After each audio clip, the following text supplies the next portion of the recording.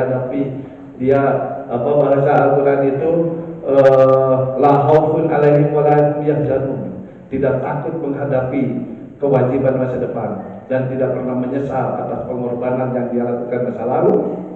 Kemudian fafadat saina, sampai berlinang air matanya zikir kepada Allah. Orang-orang yang demikian dijamin masuk surga. Tapi bapak-bapak, ibu-ibu ingat, ini yang harus kita perhatikan terkait dengan 30 September ini ya. Yakni semua janji-janji Allah yang bagus, janji-janji jaminan Rasul yang indah itu tercoreng semua, hancur.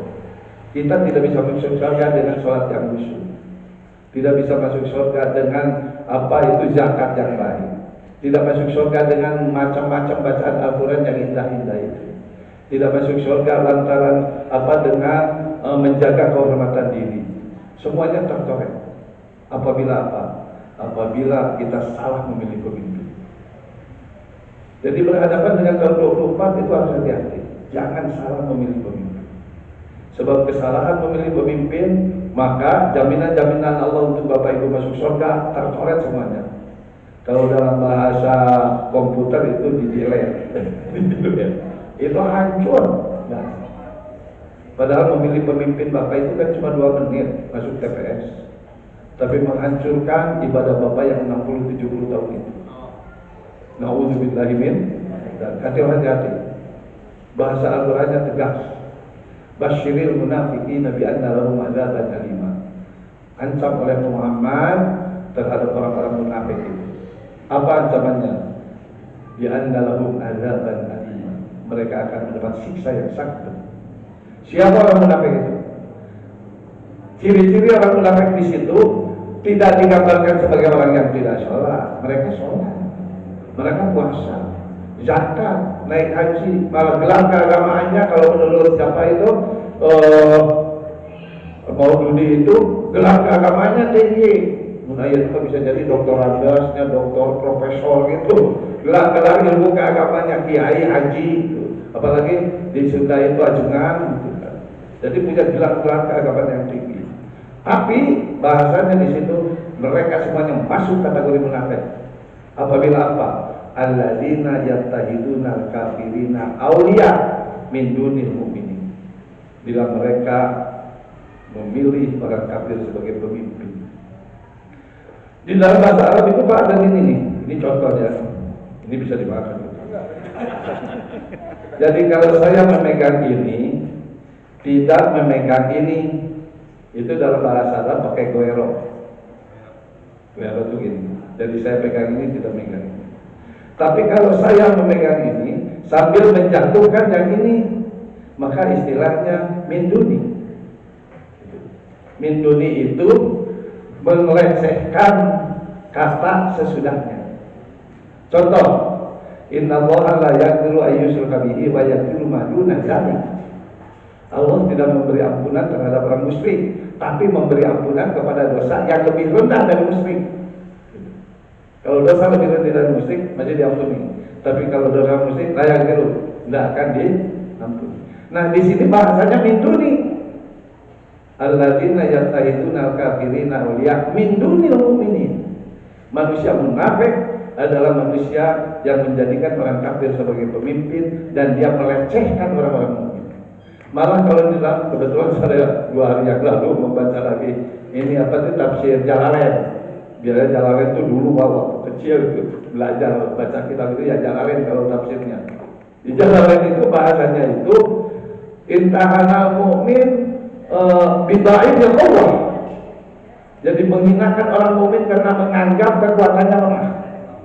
Itu min dunil mu'minin itu. Itu gambarannya begitu. Jadi orang yang menghina orang mukmin dianggap tidak cocok keimanannya untuk menjadi pemimpin dan memuji-muji orang kafir, itu munafik namanya. Alladzina yattahiduna al-kafirina awliya min dunil mu'minin. Mengapa? Ada kiai, ada ajengan, ada ustaz, ada bergelar doktor, profesor, macam-macam keagamaan, tapi menghina orang yang beriman. Disebutkan pada ayat itu, ayat takuna indahumul insan. Alifnya itu alif pertanyaan, tapi istifham ingkariyah. Sebetulnya ngecek. Allah itu kira-kira sinis. Ayat takuna indahumul insan. Apakah mereka mengharapkan kemuliaan dari orang kafir? Allah tegaskan, innal izzata lillahi jami'a. Sebetulnya kemuliaan itu milik Allah semuanya. Tidak ada kemuliaan dari kafir. Kemuliaan dari kafir itu ngebohong. Kemuliaan dari kafir itu menipu, berkhianat. Beda dengan kemuliaan mukmin. Kemuliaan mukmin itu orientasi nilai, orientasi moral, orientasi etik. Bahasa kemuliaan dalam Al-Quran itu bagi orang mukmin bahasanya inna akramakum indallahi atqakum. Kemuliaan itu adanya pada ketakwaan. Jadi orientasinya nilai, moral, etika. Itu bagi orang yang beriman. Apa artinya ini? Ini artinya bahasa ayat "Tabuna indahul izzah fa innal izzata lillahi jami'a" menegaskan bahwa masih ada orang-orang yang biasa sholat, biasa puasa, biasa itu kalau bilang keagamaan keilmuannya tinggi, namun dia masih tergelo oleh hal-hal yang sifatnya duniawi, oleh hal-hal yang sifatnya material. Sebab kemuliaan orang kafir itu material, pangkat, jabatan, mobil, rumah, begitu.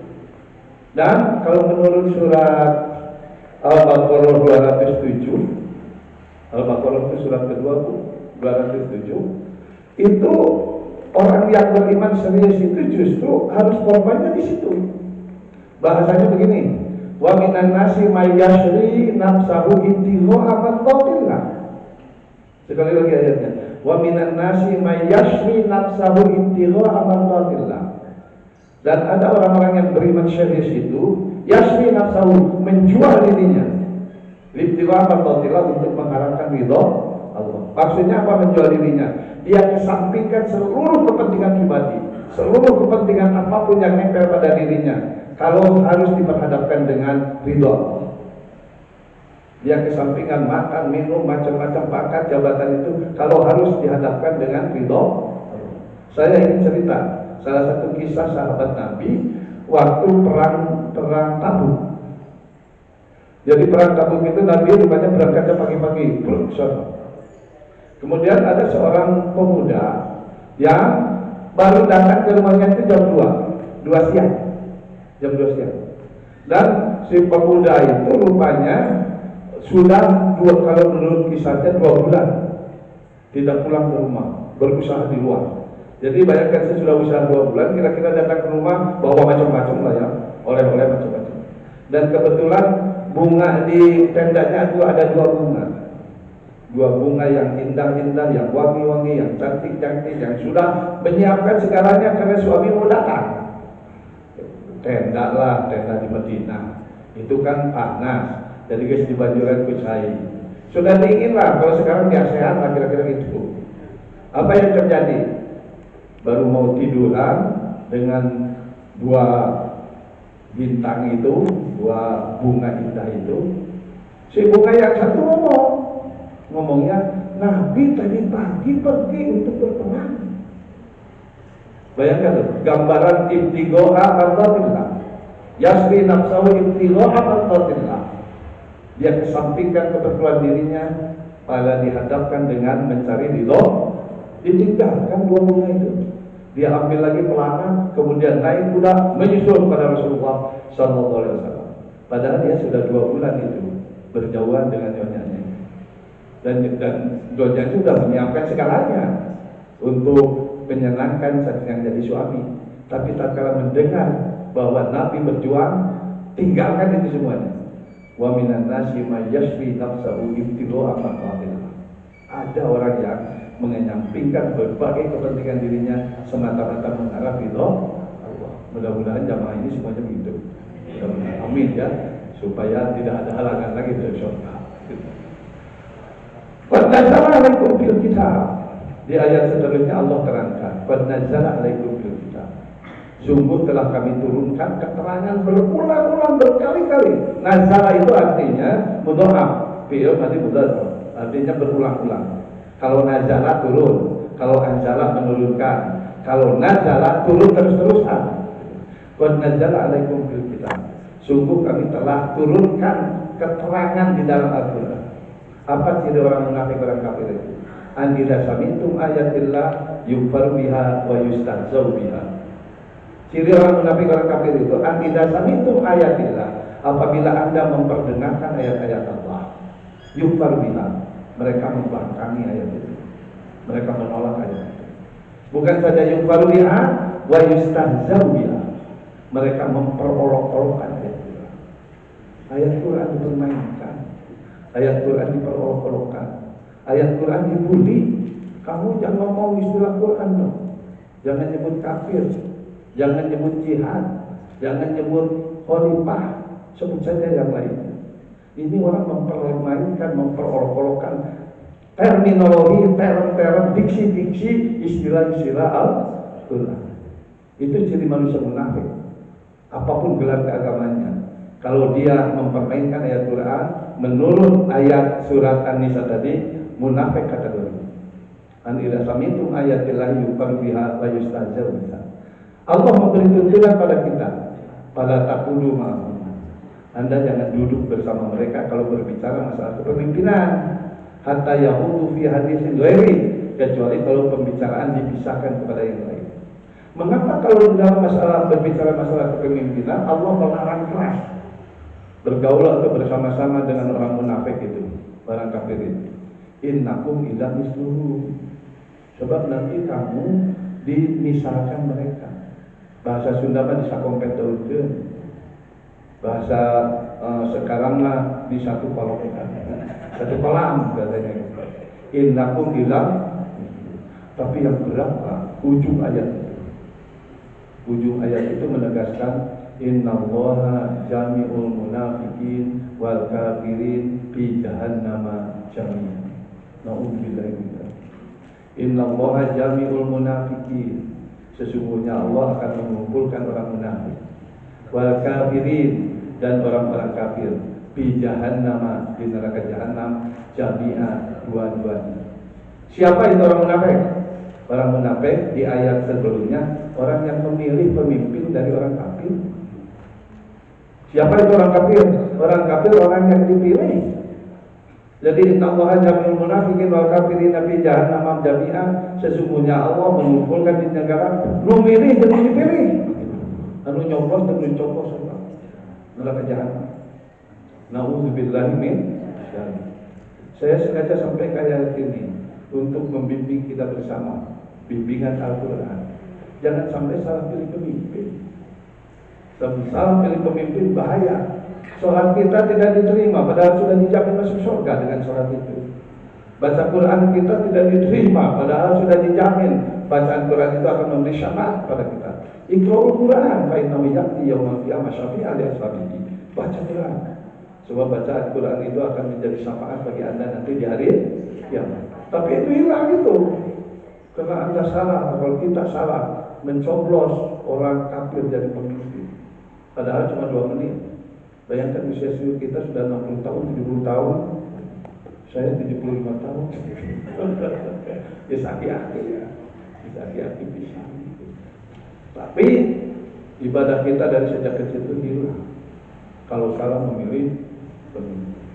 Nauzubillahi min. Itu Pak, di An-Nisa itu istilahnya la alladzina yaqiduna kafirin, istilahnya kafir. Tetapi di dalam surat At-Taubah istilahnya bukan kafir lagi. Istilahnya kufro, isi masdar. Artinya sifat. Bahasanya begini. Ya ayyuhalladzina amanu la tattahidu aba'akum wa ikhwanakum awliya in istahabbul kufra 'alal iman. Bahasanya begitu. Hai orang-orang yang beriman, jadi kamu lihat saudara.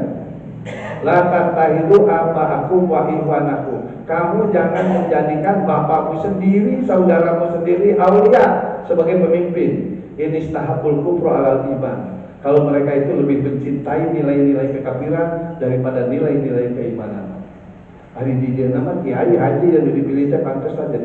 Cuma kalau ke atasnya si pimpinan di atasnya dari si orang yang baik itu ternyata membuat kebijakan yang berpihak kepada LGBT, berpihak kepada pemerasan orang miskin, berpihak kepada orang yang maksiat, maka itu yang namanya inistahabul kufru 'alal iman. Disebutkan di dalam Al-Quran itu wa may yatawallahu minkum fa ulaika humudz dzalimun. Siapa yang memaksakan diri untuk menjadikan saja pemimpin dari orang-orang yang mencintai kekafiran daripada keimanan itu, faulaika humudz dzalimun, maka dia termasuk manusia yang zalim. Saya khawatir disebut zalim di dalam Al-Quran itu. Mengapa? Sebab di dalam surat Luqman, zalim itu beririsan dengan musyrik kan? Harus hati-hati. Inna syirka la dzulmun adzim. Syirik itu merupakan kezaliman yang besar. Lalu aku khawatir, risih, rempang, hariman, nyoblos 2 menit, balik ke imam maut, na'udzubillahi min. Jadi rasanya pantas harus hati-hati. Umat Islam insya Allah dimenangkan oleh Allah manakala dia menjaga dalam hal memilih kepemimpinan. Saya kira berhadapan dengan tadi judul kita, bagaimana menghadapi komunis ke depan ini, saya kira tadi di awal sudah saya sampaikan, dan saya kira akan lebih analitik lagi diuraikan oleh Pak Nisa. Beliau apa namanya Pak tadi itu katanya yang terkait dengan buku Bapak masalah komunis itu, bau habis komunis. Bau habis komunis. Saya kira apa itu, mudah-mudahan dari pertemuan ini kita mendapat barokah, mendapat rahmat dari Allah, semakin teguh keimanan kita, semakin teguh pendirian kita, semakin kuat tekad kita untuk memenangkan Islam dan Islam, memenangkan pejuang-pejuang yang beriman. Dan mudah-mudahan dengan itu anak cucu kita terkondisi suasana hidupnya oleh suasana kehidupan yang penuh dengan nilai-nilai keislaman, nilai-nilai keimanan, nilai-nilai yang diridhoi oleh Allah Subhanahu wa Ta'ala. Saya kira sesuai dengan surat di sini, ini sudah selesai. Mudah-mudahan ada guna dan manfaat. Ya kalau mau mendoakan saya terima kasih. Tapi kan saya bagiannya Bandung Cimahi bukan Bandung Barat. Tapi barangkali bapak-bapak punya teman-teman, punya jaringan, punya kawan, punya mantu, punya mertua, punya adik, punya kakak di Bandung dan Cimahi, saya kira ini bisa jadi katalisator saya. Mudah-mudahan ya. Terima kasih atas perhatiannya, mohon maaf atas kekurangannya. Aku qouli hadza wa astaghfiruh. Wassalamualaikum warahmatullahi wabarakatuh.